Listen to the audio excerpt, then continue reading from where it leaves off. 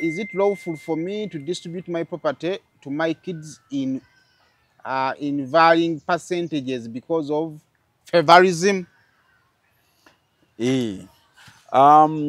Bobo leste dameryo ng'abaana bawadde etteeka terina percentage erikugamba nti ono mwe gundi bano bonna abaana nti ffenna tulina okwenkanankana ng'oli wa ddembe n'abamu obutabawa abamu kasoba ng'ogabye mu mateeka kasoba ng'ogabye however bw'ofa nga tolese eddaami baba balina obigabana mu kyenkanyi banga bonna baana bo so gwayagala baleme kufuna kyenkanyi laama wandiika bulungi buli omu kyoyagala omuwa ne bw'oba ng'oyagala toyagala bafune kyenkanyi n'ofa nga tolese eddaami ne gw'otayagala era ajja kufuna kyekimu n'oyo gw'oyagala. Ono n'abuuza ate bw'aba muganda wo oba muzadde asobola okussa caveat ku ttaka ly'omwana we? Bw'aba muganda wo oba muganda wo oba muzadde muganda oba muzadde wo asobola okuteera caveat ku ttaka ng'oli mugenzi oba nga wooli leta assume oli mulamu naye ndoza wo toli mu position so bw'oba oli mulamu twaga nti ateeka caveat yenna ku ttaka alina okuba ng'alina ensonga lwaki agiteekako. Ensonga ezo lwaki omuntu ateeka caveat ku ttaka zandibadde wali muguza tannasasula ekyapa gwakyakirina mwalisikira naye alina okugabanako yakuwola ssente ze tonazimusasula ensonga bwe zityo.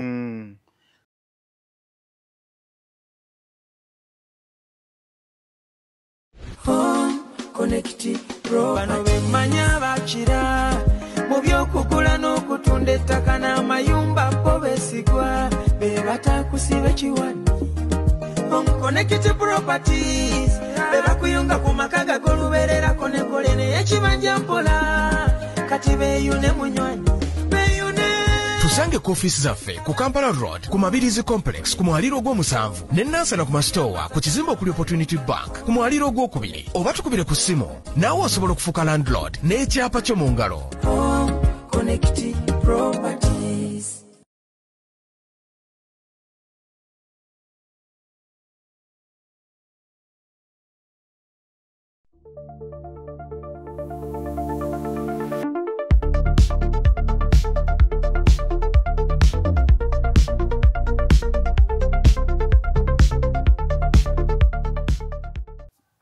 kale kusema official najjo sinzira okubanga atotulaba subscribing ku mukutu guno okusobola okubanga atofuna videos ezifaanaganako bweziti yonna gyewangala mu bitundu by'ensi nkubaza okubeera nga atotwegasseko n'olunaku olwaleero. Tukomyewo n'olwaleero mu sheeno tumanyira ebintu ebifaanaganako naddala mu bya properties bannange. Omuntu mu bulamu obw'ensi eno ensonga lwaki okera ku makya okugenda okukola abantu abamu mwava e Kampala ne mugenda ebweru oyagala kufuna mukko ku kintu oguleyo ka poloti ozimbe naye ebizibu ebyetoolodde ensonga eyo bingi. Kati mweno sho tujja kubeeranga wano tusobole okuba nga tubitunulamu era buli w'olaba kino tekako ekibuuzo kyo. Mu bibuuzo ebyo mwe tujja okuyitanga n'ebirala bye tulowooza nti no tusobola okwongerako okusobola okubeera nga otambuzira ddala n'okutegeerako obeere ng'okutegeera. Kale era kino tukiba musiri bannaffe aba Home Connect Properties basangibwa Nansana awo ku Njovu Building. Tukutegeeza nno gwe ayagala okubeera nga ate weefunira ploti abaana abali ebweru nammwe abantu abali ebweru abali mu Bulaaya abali mu Amerika abali mu Buwarabu. Tera nnyo bagamba nti kifo ky'okukwata ssente n'oziwa omuntu agenda aggulire poloti manyi njalo poloti gye bandaga bagindaga na bukalu ova ebuloba n'odda munda. Manyiyo olina kati saawa zino bwe bakuguzaayo walungi naye like 10 years ago nyini ploti yagigula ng'aguze buloba eyamugulira yamugamba nkugulidde buloba ku ssente nno ennyingi. So kakati ekirungi ky'abantu bwe twaleka e Kampala basobola okutuyambako naye era nawe tobeesigisa nnyo bintu kutuuka kutuleetera kukemektererwa mmeeme Tukira aba home connect bagambe njagala ploti wano funa muganda wo akasindi bukasindika ku home connect nga agenda ku home connect nga apikinga receipt buli omu nga abeera mbega wa munne omanya abantu bebo bakuba amasimu okuba ku office ate nga noono omukumira ng'obalance nga kikuyambako okubera in control nego wa ssente ne ploti gwe yagigulako tomumanyi kati nobeera wakati awo ng'olina kwesiga ono ogenda okudda Kampala nga tekiyakukolera tulina tokirabako ogamba temwe mayanja ndi bulungi pozi mweyo tuli mpola mpola gitambudde gitye gya wiiki eno ebadde ya kusunsula bagenda kukola ki kwesimbawo kati ate olunaku olw'enkya ku Monday tugenda kwolekera kampeyini zitandike nawe tutanye okugamba batulekera emirembe gyaffe ne bataleetawo nsasagge naye emirembe ndowooza ffe tulina ojja ewanga abantu nali enkola remarks zange ku nominations ngamba abantu nomination ezo zabadde peaceful naye ndowooza kyavudde ku njuyi zombi buli omu bw'omanya w'olina okukoma kikuyambako n'oli okumuteeka mu mbeera ey'okwekomako ekituufu ekintu kino eky'oluseregendo ky'okutambula n'abantu emirembe olumu giggwawo ndowooza yange lwa provocation bamuprovokinga n'atandika kutejinja n'alisitula n'ekirabikanga ekyokubiri kati nammwe omanyi abasirikale mulina kimuudu ekyo kye mweteeka mutera kiraba nga ogenze ku poliisi awo osobola ogenda ku poliisi ng'olina obuyambi bwe weetaaga omusirikale n'akussaako amaanyi amala kuzuula nti gwentaddeko amaanyi ate mulala ogenda omulaba akkakkana n'omanya nti kati kiri wedda kye yeeyisamu wedda ayambadde kyambale kituufu kati tetwambala let's be friendly ffenna tuli bannayuganda bannabyabufuzi bajja ne bagenda neffe bannayuganda ne Uganda esigalawo tugenda sigalawo ogamba otya eyo ndi bulungi olwaleero mbadde njagala tutandike n'ebibuuzo bye baabuuza ne twakola show last week ewedde twali twogera ku busika obw'engeri ez'enjawulo topic abantu abasinga abaagira bane bapikinga interest ne batekako ebibuuzo byabwe twagala okubeebaza kati naawe alaba ey'olwaleero osobola tuwaayo ekibuuzo kituufu kituyamba nnyo okwogera ku kyerowooza nti nno mukyagala okusinga ffe okudda eno netubafumbira gyemutaalye kisikulu nnyo kakati mu bye twali twogera waliwo omukyala amanyiddwa nga Nabiteeko Fatiya ndowooza gwe ŋŋenda okusooka okuleeta ekibuuzo kye Nabiteeko Fatiya yagamba nti omufu bw'aba teyazaala mwana n'alekawo muzzukulu we in brackets omwana oyo wa mulenzi ayita omugenzi ssenga ng'ate yamuwa mu bigambo nga teyawandiika kiba kitya ate era nga yabadde abeerawo era nga yamulabirira ate n'amuwa obusika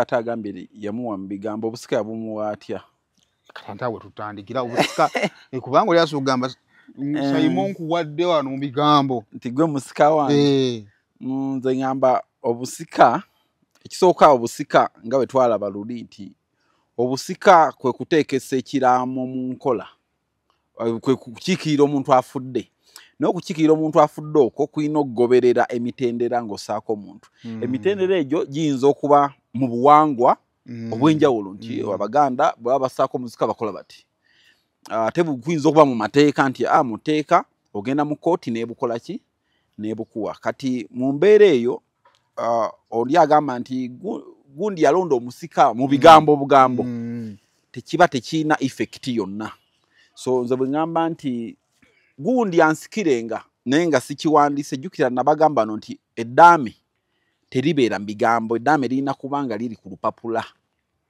naye olwo kyebatera okugamba basinga bakikola nnyo nti oyo musika wange era nga buli omu abadde akimanyi musika we kati awo famire eba erituula oba yennyini n'atuula n'akiwandiika mu tekiba kiwandiike wonna nti omuntu ogamba nti gudi ye musika wagundi famire erina mumala kutuula erina okumala kutuula nessaako musika muki naye toyinza kugamba bugambi nti obusika tebabulonda bigambo bwe batyo so bw'oba olina omusika tuula wandiika tuula wandiika nti gundi gwe njagala nsikire kino naye kino yakiteekanga mu nkola bwe kitaba ekyo amateeka gajja kukuteerako omusika go nga bwe galambika omusika bw'alina okukola ki bwalondebwa okugendako oba obuwangwa bunga bwe bulambika. So kati mu question mu kibuuzo ekyo tukkirize nti jjajja w'omwana yali talina musika. otyo So abanga talina musika naye ng'ono muzzukulu we ow'omulenzi yali amulabirira ebyo yabeeranga ebyo byali wishes kyeki mu Luganda byewandyegwanyiza bibe okwegwanyiza ti ebyo jjajja yabyegwanyizanga bwegwanyiza naye era singa yayagala biteekebwe mu nkola yandibadde abiwandiika. So waba abyegwanyiza bwegwanyiza kiba kitegeeza nti tujja kugenda eri mu tteeka mu famire erinza ati eteekako otyo omusika w'omuntu. Ebyo bwe bayinza okugamba nti ewaye muganda waffe oba muzadde waffe yayagalanga kino kyetuba tumukolera. So bwe baba bagenda okukola ki okusalirawo mu mbeera eyo oba etteeka likusalirewo. So kati oyo yafa nga tazadde nabagamba nti bamulekwa abalekebwa bale mu mirundi twagamba emeka esatu twayogera ku baabozadde twayogera ku mwagalwawo omukyalo oba omwami netwogera ku baana bo netwogera ne ku baboluganda bo abalya mu ngalo zo be twayita dependent relatives. So kati mu mbeera eyo ono yafa yaleka kye tuyita dependent relative nti amwinako oluganda naye si yamuzaala so wabula jjajjaawe ate jjajjaawe ng'ate yali ssenga waani wa taata we. Kisadu mu mbeera eyo ku by'obusika omulenzi byafuna byalese bibagenda kugabanyizibwa okusinziira ku tteeka ligabira ki ba dependent relatives. Eyo nabaagwa mu kategori ya dependent relatives. Era percentage ndowooza eri ebitundu 4 4% gyafuna ku bwe tutunula wano waba teyazaala n'emikisa gy'okuba nga teyali mufumbo mingi. Teyali mufumbo kibategeeza abaddakaawo mu mbeera nti mu musaayi baba balina kuba bazadde be. Kati abaddakaawo ne baba baganda be. Kati ono omwana muzzukulu we ajja space ye eri walako bwe tuba tugoberera olunyiriri lw'okusikangana kambuuze musaayi mu kaseera k'okuwa abazadde bwe batali baganda baganda basobola okudderaawo. Kubanga gwe oba tewazaala be tuyita nti immediate lineal descendant aba muzaddewo kubanga kirina kuba lineal descendant yasooka kulyoka kuddako dependent relative mu busika. So mu bufunze abantu muwandiike ebiraamo musobole ebintu byammwe okutuukira nga wokola ki nga bw'obyagala. Olunaku lusobola okukeera ku makya n'obeera mu bulamu ng'abooluganda lwo tebakufaako n'obeera n'ofuna omwana ng'ono n'abeera mu bulamu bwo n'akufaako buli kimu n'otuuka okufa ng'omatidde ate bali abataakufaako nga bayo balina okutwala omugabo omunene okusinga ono banali mbaddekaawo omanyi ekintu ekitoggwawo nga mubadde e Kampala temulabanga kuwa luganda wa muntu omu omuntu n'afa omusajja n'ava mu kyalo eyo nga yambadde ekkooti zinenene ne bakugamba eyo sima yawo yo ow'olujja n'asala omusango nga mu mateeka kubanga tewayogera. Kati bw'otayogera kibategeeza bajja kukozesa either amateeka amawandiike aga gavumenti oba agatali mawandiike ag'obuwangwa.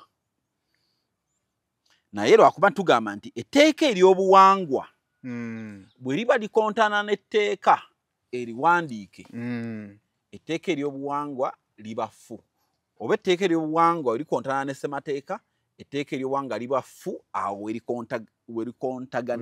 werikontanira tuyita at that point of inconsistency awo libeere akantu ako mukategedde bulungi nange nkaagadde ako omuntu obeera awo bagamba kituufu ajjanja mulwadde si yamusikira ndosa baamala kiraba naye abantu balwala ku nsi kuno ng'omuntu abadde mu bulamu bwe yeetaagayo ka reward naye ate omulwadde n'otatukola nteekateeka omuntu ono akubeereddewo. Naye ale munnange kyetaaga enteekateeka n'ogikola mu mbeera ez'obulamu kubanga eddaame erikoleddwa ng'omuntu ali ku ndiri oba nga tali mu senses ezitegeera bulungi liyinza okusazibwamu era tuyinza obutalibala.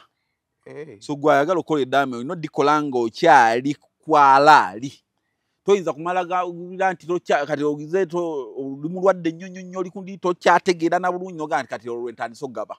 Era ebyo byonna byogabye biyinza osazibwamu biyinza okuba ebifu. Erumbe luyinza okuluma omuntu ng'alina omuntu gwe yali alowoozezaamu nti yali mwana we n'akizuula nti bwe yeekyusiriza amateeka gayinza bw'oli waba alina balooya abalungi amateeka gayinza okusazaamu ono bye yasalawo.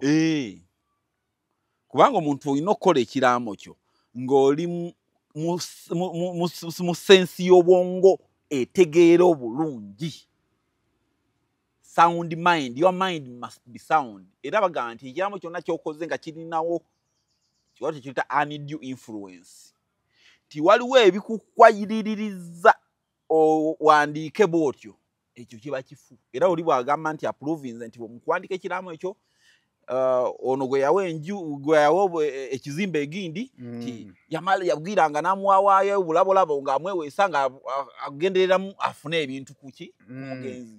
Ekyo kiba kifu. Basobola okulaba ng'eyamugulirira.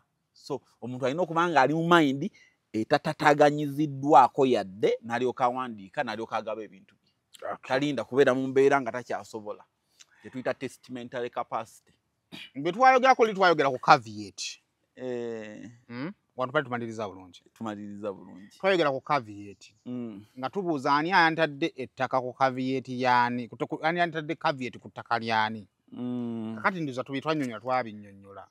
Ono n'abuuza ate bw'aba muganda wo oba muzadde asobola okussa caveat ku ttaka ly'omwana we. Bw'aba muganda wo oba muganda wo oba muzadde. Muganda oba muzadde wasobola okuteera caveat ku ttaka. Ng'oli mugenzi oba nga wooli. Leta assume oli mulamu. Naye ndowooza wo toli mu position. So bw'oba oli mulamu twaga nti ateeka caveat yenna ku ttaka alina okuba ng'alina ensonga lwaki agiteekako. Ensonga ezo lwaki omuntu ateeka caveat ku ttaka zandibadde wali muguza tannasasula ekyapa gwa kyakirina mwalisikira naye alina okugabanako yakuwola ssente ze tonazimusasula ensonga bwe zityo. So bw'oli bw'aba talina nsonga efaananyirizaako bw'etyo ne bw'aba muzaddewo ne bw'aba mugandawo ne bw'aba mwanawo aba talina kuteeka caveat ku ttaka. So alina okubeera ng'alina akakwate ku ttaka eryo kwateeka caveat oba mukyala ng'alowooza oyinza odditunda n'abulwa w'abeera. So naye bw'obanga talina kakwate konna ku ebyo bye njogedde taba na buyinza taba na locus eteeka caveat ku ttaka eryo. Wabula ate omuntu alina locus alina ebyo bye njogeddeko ne bw'aba si muganda wo ne bw'aba nga muntu mugwira ne bw'aba ani naye ng'alina ensonga ye ku ttaka eryo asobola okukola ki. So okuteeka caveat ku ttaka tekiva nti mu Luganda oba obutali Luganda wabula kiva kakwate ku ttaka eryo y'olina otteekako. Tosateeka caveat ku ttaka ly'olina akakwate. Ate yajja kubuuza nti ttaka ly'omwana wange liri wano nange ntambula oba ndi mu kyalo omwana wange ali bweru. Wano bangambye wayitawo babbulooka naye ttaka kanteeko caveat. Osanga bayinza oddintundako nga ndi mu kyalo. Bw'aba akutumye. Kati kimadde nnoonya. Asobola okukutuma. Nannyini ttaka asobola okukutuma. Ayina okukutuma omuteere caveat ku ttaka. Siriyo naye nteera caveat ku ttaka lyange tebalikola ki tebalizannyiramu babbulooka. Ekyo kisoboka kubanga ye aba agyeteereddeko olwo kubanga tugamba ti akolera omuntu bw'atuma omuntu amukolera oyo omuntu aba yeekoledde. Who acts through an agent acts for himself. Nze njagala okubuuza ku bantu naddala bali ebweru w'eggwanga mu ngeri y'okugezaako okukuuma ettaka caveat would it be one of the best avenue? Kituufu kubanga etteeka ligamba nti ettaka lyonna bwe kubaako caveat tewali transaction tewali buguzi bwonna bulina kubeera ku ttaka eryo okuggyako nga ataddeko caveat ategeezeddwako. So caveat eringa notice nti ettaka eryo bw'abaawo ayagala oddigula oba kimugambe nti nze gye ndi ninako akakwate bwe kati. Mu bufunze bana bakola obupande bwa wano tewatundwa. Caveat would be the best solution. Wano tewatundwa nakyo kikulu kubanga caveat ebeera eri mu ministry. Niyo najja ku ttaka asangawo ki. Jukira aliwo abantu si buli agula nti agenda gula kyapa. So caveat ejja kuyamba nnyo ggwe atunda oba gwe ajja kuyamba eri mu ayagala okugula nga ayagala gula kyapa kubanga yagenda okkebeera ki mu ministry. Nona agula nga tagula bya kyapa kyasangawo kye kimubuulira oba ettaka litundibwa oba nedda oba liriko enkayana oba terigirwa. So tuyina kye tuyita notice. Notice kwe kumanyisibwako. Okumanyisibwako oba okutegeerako nti ebyo byonna byosanga ku ttaka bibaako kye bikutegeeza ku ttaka eryo. So abo bateekako obupande nakyo kirini order. Kituufu omuntu n'olewa akapande ku ttaka lyo omanyi nti no toyagala waliwo ayagala odditunda mbya fraud mbyekiyaaye n'ogamba wano tewatundibwa. Era eyo eba notice actually eyo actual notice. Tulina actual notices za mirundi ng'esatu. Tulina actual notice. Actual notice kwe kusanga akapande ku ttaka ly'omuntu titewatundibwa. Tulina constructive notice. Constructive notice kwe kusanga ebintu ku ttaka nenga singa ogezaako okunoonya lwaki weebiri bikutegeeza ebikwata ku ttaka eryo. Then tuba ne imputed notice nti watuma agent watuma broker wo n'amanya ebifa ku ttaka n'asirika n'atakugamba. Tutugamba okimanyiko wadde okimanyiko nti ettaka eryo teritundibwa n'oligula. Lwaki wadde okimanyiko gwe watuma yamanya bamutegeeza. Kakati era si ku caveat. Mirundi emeka lwenyinza oteeka caveat ku ttaka lyange nejjibwako nga sitegedde. Mu nsi ekolera ku mateeka ne procedures entuufu underline akantu ako mu underline mu nsi ekolera ku mateeka ne procedures entuufu omuntu bw'ateeka caveat ku ttaka terina kuvaako nga tamanyi. Nebya Uganda nga bwobimanyi ti muntu agiteekako oli mu land zinafuna gwawayo akasente ne bagijjako. Naye nga tekiba mu mateeka. Mu mateeka amatuufu omuntu atadde caveat alina okumanya ku buli kigenda okuba ku ttaka eryo mu ministry. Tewandibaddewo kigenda mu maaso ku ttaka nga nanyi caveat takoze ekitategedde. Nga tategedde. Okay. Kati kantyagera mu maaso n'ebibuuzo wano. Njagala abantu bannyonnyoke. Nze ne caveat tutegedde waawo. Nsaba kunzeza kumpabulamu bya.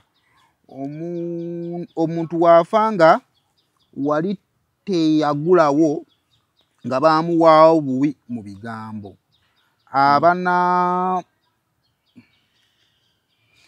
Omuntu waafa nga wali teyagulawo mu mateeka. Nga baamuwaawo nga wali teyagulawo baamuwaawo buwi. Oyita mu mitendera ki? Njagala kukifunza kuba Oluganda lw'omutendera lutereeza. Oyita mu mateeka mu mitendera ki okugulawo mu mateeka? Okugulawo gwagwenda okugula omugulako. Kintu ekyo tusooka twebuuza nti baamuwaawo buwi mu bigambo. Kati ye n'akola ki? Ayagala okutunda kati. Kakati bakuwa mu bigambo nti nkuwadde. Gwoweereddwa n'ofa. Naye nga tolina kapapula konna koolese. Kati bano abaana booleseewo bayinza kuyita mu mitendera ki amaka g'abakitaabwe ne maama okusobola okufunawo obwannannyini. Ekisooka ti waliwo tulina okumanya baali bamuwadde ki? Baamuwa kibanja, baamuwa ttaka. Baamuwa mu bigambo. Anti bigambo ebyo baali nga bamuwa kiki? Bamuwa bwannannyini nga bamuwadde bwannannyini bwa ttaka oba bwannannyini bwa kibanja. Bwe buba nga baali bamuwadde mu bigambo bwannannyini nga bwa ttaka. kiba kizibu nnyo okubusaawo bwannannyini obw'ebigambo kubanga mu ttaka tugamba nti ekiwandiiko kyonna ekintu kyonna nga tekiri registered mu minisitule y'ebyettaka tekikuwa bwannannyini bwa ttaka eryo. So oba tolina biwandiiko ekyettaka osooka n'okissa ebbali toyinza kuba na ttaka nga tolina ki biwandiiko. So kati bw'obanga kibanja kisoboka osobola okuba nga waweebwa kubanga biki ebikakasa nti waweebwa ekibanja nti bwe bakikuwa wagenda mu maaso n'onoonya landlord n'otandika omuwa obusuulu.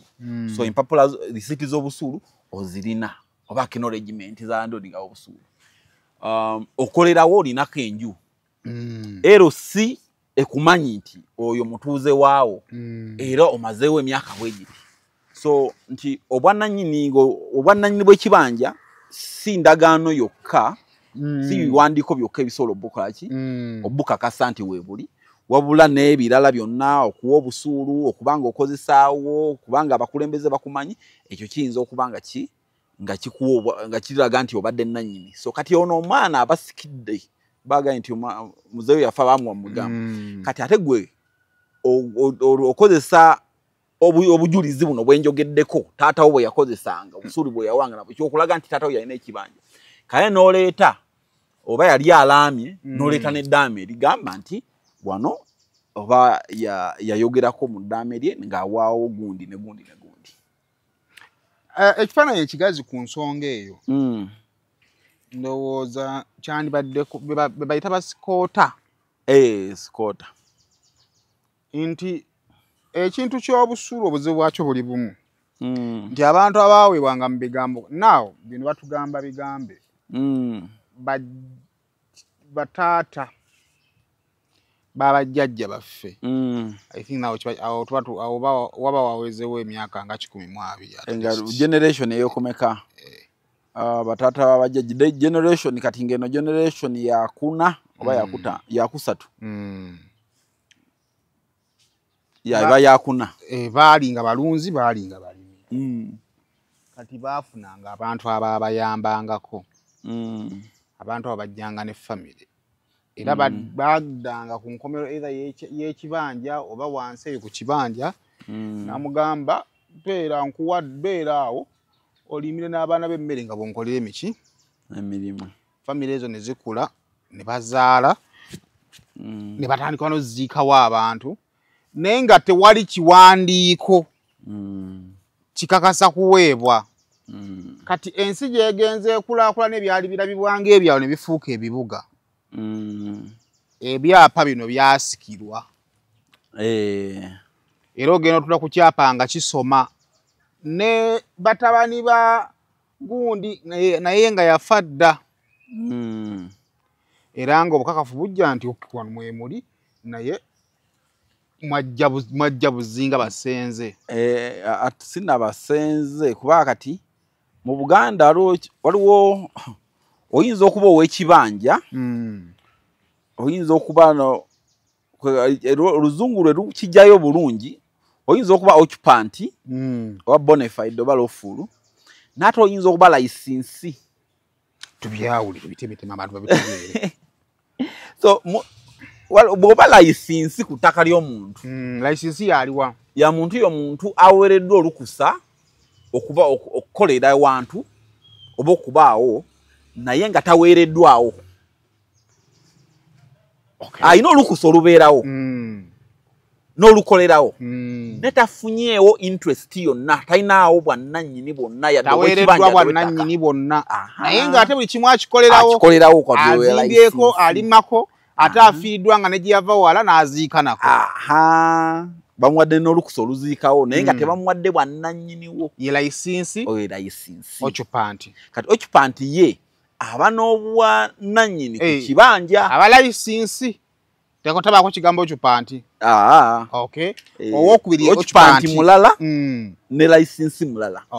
Kati license toyinza claiminga bwannannyini ku kintu kyonna yadde ku ttaka yadde ku kibanja newankubadde obadde okolerawo nnyo obeerawo kimu. Kati wa license nannyini ttaka oba nannyini kibanja wooli asobola okujja n'agamba anviira era oyo ye license taweebwa na notice bamugambia vaawo nti mbadde nawo obwanyi bwange bwammeka nti bwa mitwalo 5 gagikuwanga ogenda occupant kati occupant aba n'obwannannyini ku kibanja nti ekibanja ekyo occupant oyo awa obusuulu ku kibanja era asobola okukikozesa era tekiriko na kkomo era oba omugjawo bw'oba oyagala okutunda gwe nga nannyini ttaka oba olina omuwa omukisa ogusooka okwegula okamala kulemererwa n'olyoka ettaka lyo litunda omuki so occupant aba n'amaanyi mangi so kati aba oyogeddeko ab'emyaka egyo tulina okumanya yali occupant yali license ate bona fide yaliwa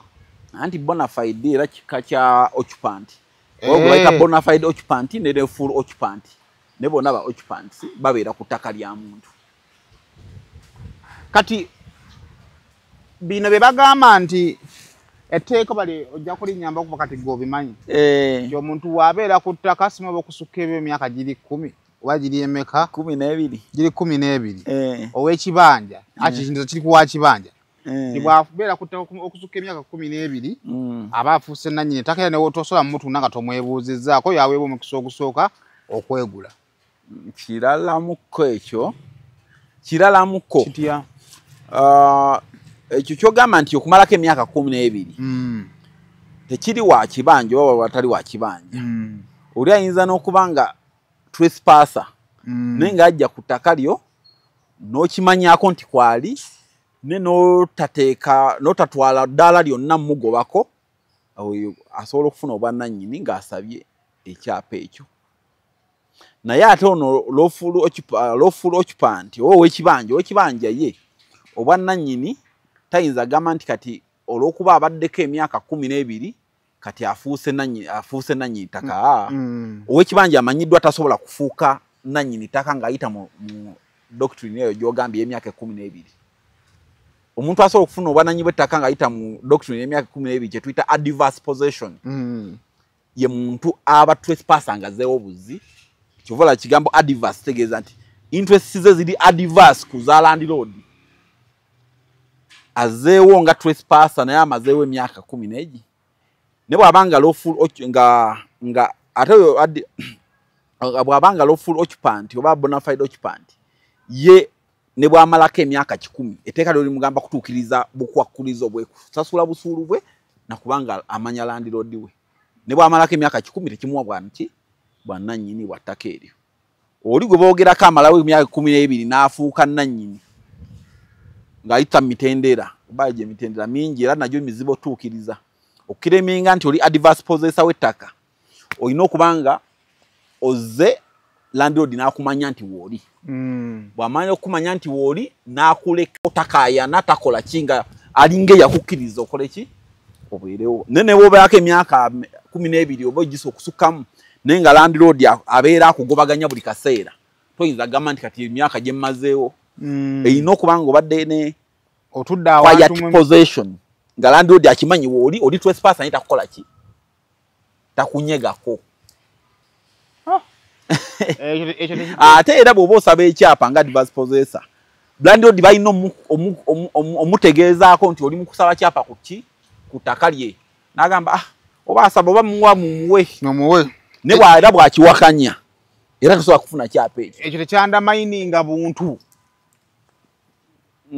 kubanga okujja ku kintu ky'omuntu nga n'atakujjaawo olumu kirimu obuntu bambi anti kati etteeka lyo libanga ligamba nti ono wabeeddewo ebbanga lyonna ng'akimanyi musaalimbi naye nga tamugambako oba oli awo yamukkiriza abeerewo naffe nga gavumenti katumukolere ekyapa abeerewo mu mateeka okay.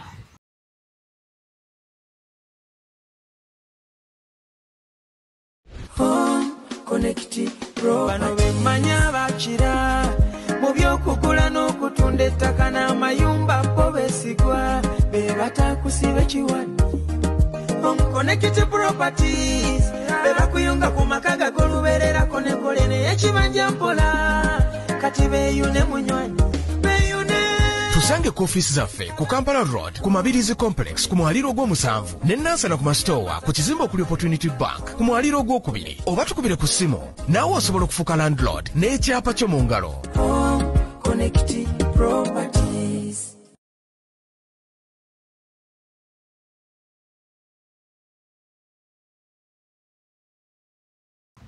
Kale, but I think emboozi y'abasikota mpanvu. Mpanvu. Njabyeko nnyingi. Abantu abasinga okusengula ku ttaka bali bagwa nnyo mu category eyo. Naye ate abasinga okusengula ku ttaka bagwa mu category eyo naye si basikota olumbo. Ebiseera ebisinga 9 ku 10 tebaba basikota. Tebaba basikota. Baba basaalimbi. Abasaalimbi. Kubanga sikota ku ttaka ye w'ekibanja. Ow'ekibanja etteeka linnyonnyola bulungi ow'ekibanja yaani. Ow'ekibanja nga bwe ngambye ba mirundi emeka ebiri. Bonafide kibanja holder ne lofulu kibanja holder. Nti bonafide yono nga aluddeko amaze kuva emyaka 12 wansi wa constitution yali abeerawo. Tugeze nti oba okuva 1983 ng'aliwo. Constitution yagenda okukolebwa nga ku kibanja kya akamala k'emyaka 12 na kati akyakiriko. Oyo ye bonafide occupant. Batono nnyo abagwa mu eyo category. Era bo banoonyo oyinza otafuna n'ogu. Omulala lawful occupant yo yazze n'agula ekibanja kye ne landlord n'ategeerako kuba iteeka ligamba nti gwagula ekibanja funa olukusa okuva ewa landlord. Gwatunda ekibanja funa olukusa okuva ewa landlord. Era bwoba otunda ekibanja kyo landlord gwowa omukisa ogukola ki? Ogusooka. Kati gwazze n'ogula ekibanja ku ttaka ly'omuntu. Landlord nga tamanyiiko nti ow'ekibanja kyabadde awo akitunze. Gwe toba atera okusikota. Si gwe sikota etteeka lyogerako ba lawful occupant. So ogenda weesanga abantu abazze ku mataka g'abantu abasinga obungi bazzeeko nga ba landlord tebakola ki? Tebamanyi. Buli wojja ku ttaka ly'omuntu nga tamanyi toyinza kuba kibanja holder kyo nkiddamu. Toyinza kwefuula nannyini kibanja ng'ozze ku ttaka eryo nga landlord takumanyi. Era saa yonna oba muki? Oba musaalimbi trespasser. Era gwe osaana eviction. Okujjawo gwe aliriko already. Baba wali yaliriko nga bino yali tannabitegeera nti bwana bwe mbangula poloti etaliiko kyapa. Nina okunoonya ndi landlord. Ampe consent oba ngula oba kusigula. Kati wakigwamu noonya landlord wo yogera naye. Waliwo ba landlord abasinga bategeera. Agamba okay yadde ono musaalimbi ne kati alokose. Kati alokose azze kamuli organizing. Tulina ettaka nga musaalimbi n'omusaalimbi n'atunda. Anti kale omusaalimbi bw'atunda naye gwaguziza oba musaalimbi. Oba musaalimbi. Ate basaalimbi nga tebamanyi. Okay, Kale Agambia, thank you. Okay, next time talk about a lady who has worked and established, but not married. Has children, siblings, nephew, nieces, and cousins in her provision. Ebintu bigabwa bitya ekyo nze twakinyonnyodde. Twakinyonnyodde. Nti awatali mwami baganda bwe bazadde bwe baddawo. Awatali mwami oba baana. Bazadde bo be baddawo. Kati awali omwami oba mukyala yaddawo. Awali abaana be baddawo. Ono abuuzizza nti omugenzi bw'aleka abaana abato nga bakuze. Okay, bw'aleka abaana abato bagabana ddi nga bakuze? Abaana okugabana kw'abaana tekubalinda kugula. Omwana ne bw'aba wa mwaka gumu asobola okugabana. Anti kirabikanga yasi abagabanya abalabirira baba bagabanya. Ababalabirira ba guardian baba balina buvunaanyizibwa bwa kukuuma. Ne tebafuna bwannannyini. Okay. So gwalina abaana bo myaka 3 5 emeka tekigaana bbawa. Era basobola n'okuwandiisa ebyobugagga ebyo oba byapa mu mannya gaabwe. Kye batasobola kukola kwe kutunda abaana kubanga batanaweza myaka. Wadde batundira. Obatundira kisoboka ng'olina olukusa lwa kooti. Nyinza dirwe entunda ettaka eryalekebwa bamulekwa nga lirina mannya gaabwe. Olina okwapulayinga ekisooka n'obanga oli guardian. Kale omala okuba guardian w'omwana buli kyoyagala okutunda olina okusaba kooti ng'ogitegeeza ensonga lwaki okitunda era kooti n'ekakasa nti okutundibwa kw'ekyo ekintu kuli mu bwetaavu bwa mwana era koti bwegirabanga okutunda kuli mbwetaavu bwo gwe ng'alabirira so singa omwana gw'olabirira koti eyinza okugana okutunda omwana ono engeri taata we gye yafa yeetaaga akamotoka kanamutwalanga ku ssomero nga koti egamba mwana asomera wa nti ayinza okugamba nti musomeseze okumpi watambula ebigere omutwale mu kisulo omutwale mu kisulo kubanga kyendabye omwana omutaasi asobola okugabana muzadde we aba amuwadde naye kyatasobola kwe kukola decision kutunda bintu bimuwaddiddwa okubanga akyali mwana muto naye oyo guardian asobola okutunda ebiweereddwa omwana singa agenda mu kkooti n'awaayo ensonga lwaki ebintu by'omwana ebitundibwa era nga ensonga erina obbanga eri mu interest ya mwana kubanga mu baana tulina kye tuyita best interest principle nti buli kyokola buli kusalawo kwonna omuntu yenna kwakola oba ekitongole kyonna kekikola kulina okubanga kuli mu best interest z'omwana. Okay, ndowooza wanna ekyo nakyo kibadde kirungi nnyo eky'abaana. Okay, kati ndowooza how big is a holding?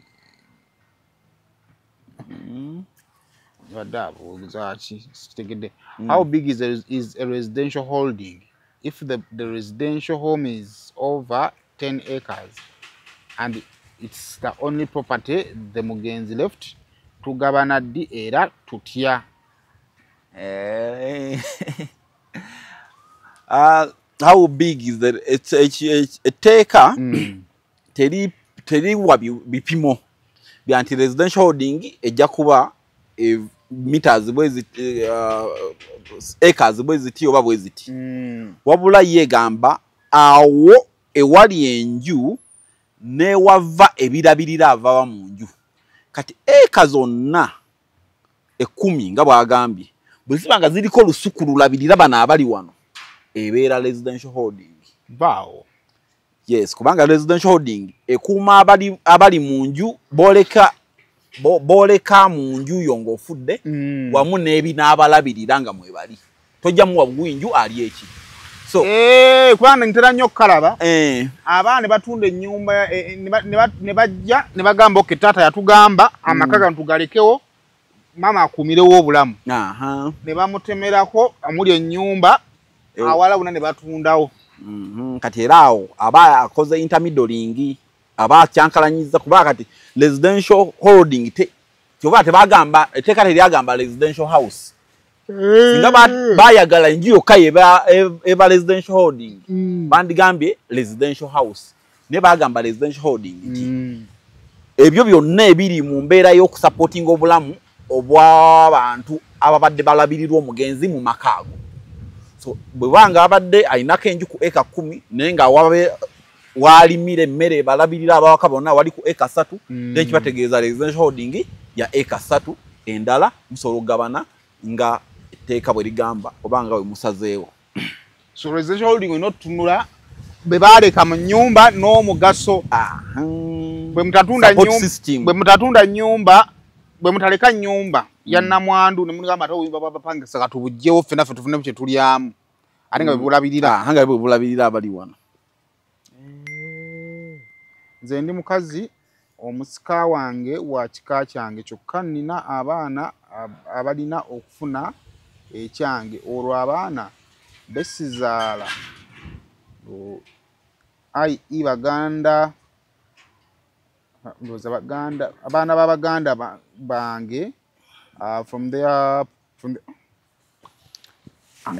ninga nga ayagala okitegeera ye mukyala nze ndi mukazi alina omusikira mwana wa mwannyina wa kika kyange kyokka nina abaana abalina okufuna ekyange olwo abaana besizaala i.e.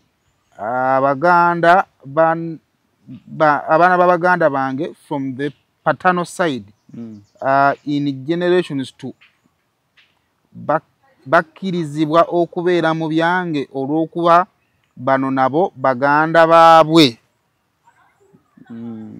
Semaba nkitegedde bulungi kyentegedde nti ye mukyala mu bwangwa bwa wano alina omusikira alina kuba wa kika kye abaana bazadde tebaba ba kika kye wala abaana bannyina bebazadde bo babakikaki so bayinza okukola ki umusikira kati yagamba nti olwokuba abaana be nga ye tebasoba musikira n'ebyobugagga tebasoba bifunako si bwe kiri mu kugabana ebyobugagga by'omugenzi tekuliiko busika na butali busika tukaddemu mu kugabana ebyobugagga eby'omugenzi tebigoberera busika na butali busika oba kika na kitali kika bugoberera emitendera giri gye nakugambye mukyalawo n'abaana bo n'abooluganda abakulya mu ngalo kati bano abalala bonna abo etteeka teribamanyi biyinza oba nga obuwangwa bubamanyi naye etteeka teribamanyi etteeka teriyinza kujjayo omwana wa mwannyoko ali ebulaayira ng'ajja ataatwala ebintu ebibyo gwe mukyala byokoze olw'okuba bano abaana bo si bakika era abaana b'omukyala oyo basobolera ddala bulungi nnyo okusikira ebyobugagga bwe nga taleese yadde bakika kiri kyagamba. Kambuuze property webanga ya family erimu abawala n'abalenzi bo ne bagabana nga bwe baagabibwa kwaba abaafuna bagenda bafa katugambe nti property erimu abawala n'abalenzi wabawo omuwala afa share yeeyo eddawa mu baana share ye erina kudda mu baana be baazadde pozi n'omusika omusika etteeka limuwa 1%. Ti omusika kati nga bagamba nti omusika tasobola omwana omuwala abaana bazadde tebayinza musikira kuba si bakikaaki kati oba oggyeyo omusika oba ku baana ba mwannyoko afuna ku bibyo naye afuna ekitundu kimu ku 100 afuna 1%. Ebirala byonna ne bifunibwa omwagalwawo alekeddwawo oba abaana bo oba abantu abadde bakulya mu ngalo. Okay, tugenda nno kumaliriza mulundi oguddako ndowooza tulete topic endala kuba eno ebibuuzo tubizzeemu ate ndoza bibadde birungi. Is it lawful for me to distribute my property to my kids in varying percentages because of favorism? Bobo olese eddaame lyo ng'abaana obawadde etteeka terina percentage erikugamba nti ono mwe gundi bano bonna abaana nti ffenna tulina okwenkanankana ng'oli wa ddembe n'abamu obutabawa abamu kasoba ng'ogabye mu mateeka kasoba ng'ogabye. However bw'ofa nga tolese eddaame baba balina obigabana mu kyenkanyi banga bonna baana bo so gwayagala baleme kufuna kyenkanyi laama wandiika bulungi buli omu kyoyagala omuwa ne bw'oba ng'oyagala toyagala bafune kyenkanyi n'ofa nga tolese eddaame ne gw'otayagala era ajafuna kyekimu n'oyo gw'oyagala. Tulina kiyinza okugattako because I feel like we've responded to their questions. Next week tulete topic barespondinge kituyambako okugoberera obulungi okujjako mpozi kyoyagala okuggusa omukyala oyo agambye nti abaana b'abanyina yeeralikira abaana b'abanyina okujja ne batwala ebintu bye oba banyina okujja ne batwala ebintu bye kubanga abaana bazadde si bakika ekyo ate nga yagabana mu kika ekyo. So ekyo ekintu nagambye nti ekyo ekintu mu buwangwa obwa wano ndowooza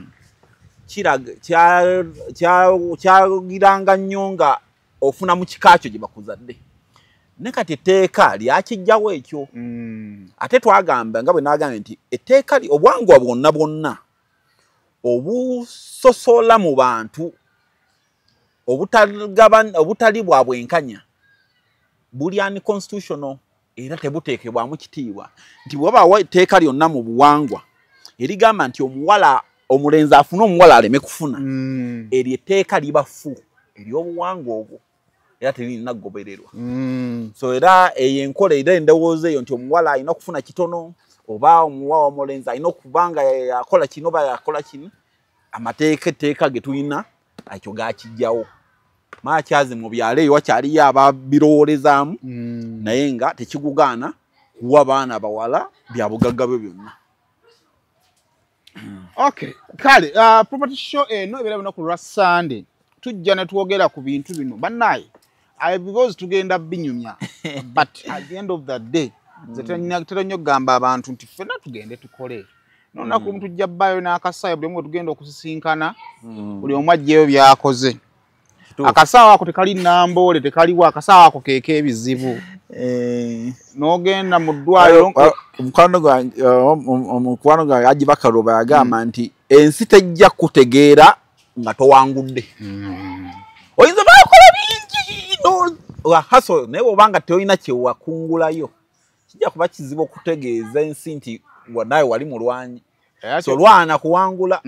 Kyovala nti mu bulamu abantu obulamu bwe bumutagalako aba n'emboozi y'abanne nnyingi oyo omulaba mu mmotoka eyo kati nawo ng'alinawo kyakuma kyamazima naye nga tekikyakola maki so lwaki emboozi zino tuzinyumya ate bw'omala obbikola obikuume. Buli nakunyumiza emboozi y'omuvuka bwe nasanga wakyamani nga bamubbi nga bali mu balirawo busente ku myaka gye nawulira bikubanga ate nze ku myaka gye nali sirowooza nk'okugulayo ki nkugula property. Kale ebintu ebikyasinza okutawaanya abantu bye bya property. Ekyokubiri era ne bino eby'obusika families zaawukanye abantu bakyasobola na kutuula lwa kulemwa kumanya abaana b'abantu okyamaze omuntu bw'afa abaana obo balese. Nina bemmanyi abalemesa kitaabwe okutunda property yejjanjabe oba bamulinza afe bagigabane.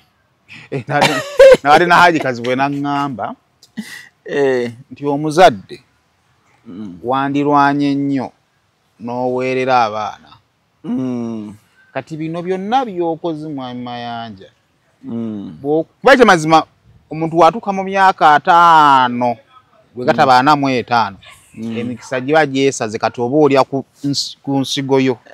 Kituufu. Kati abamu ensigo esobola okuba nga wagiteeka mu ttaka. It is never too late. Tomalamu bantu bawezeza myaka 5 sebo manyi anti omanyi waki kigamba bwe kityo okimanyi nti nno waliwo omuntu gw'osanga nga olinamu 5 gyo naye nga owulira wonaagimu oba omumanyidde. Kituufu.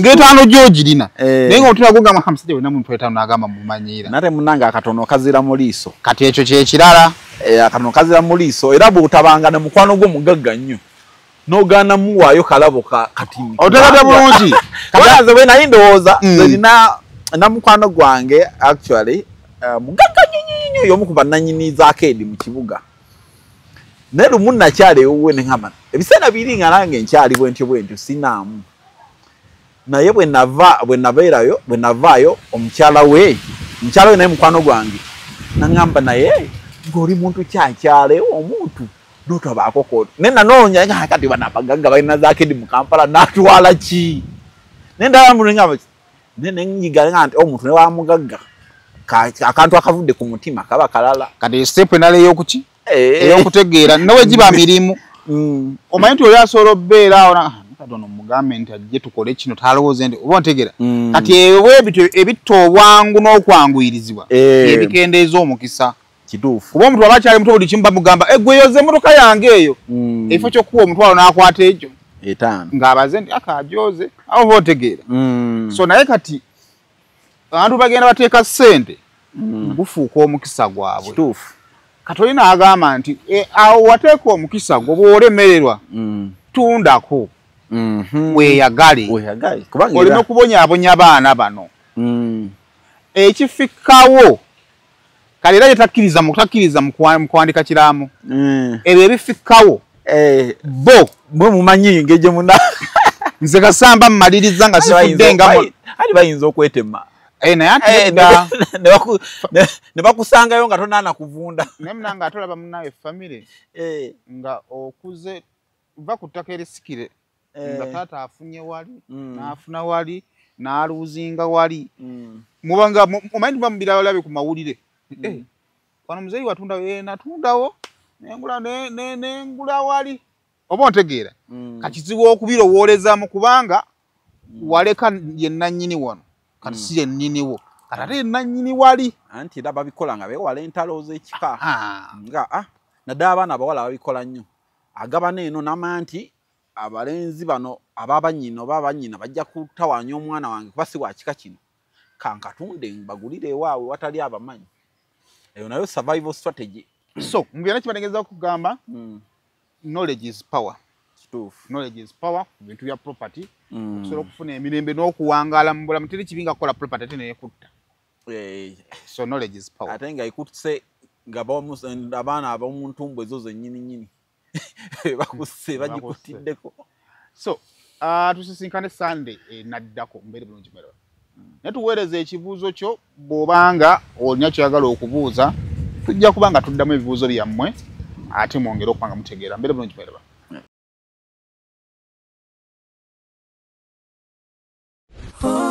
Connect Pro bano bemanya bakira mu byokugula n'okutunda ettaka n'amayumba bo besigwa be batakusiba kiwani.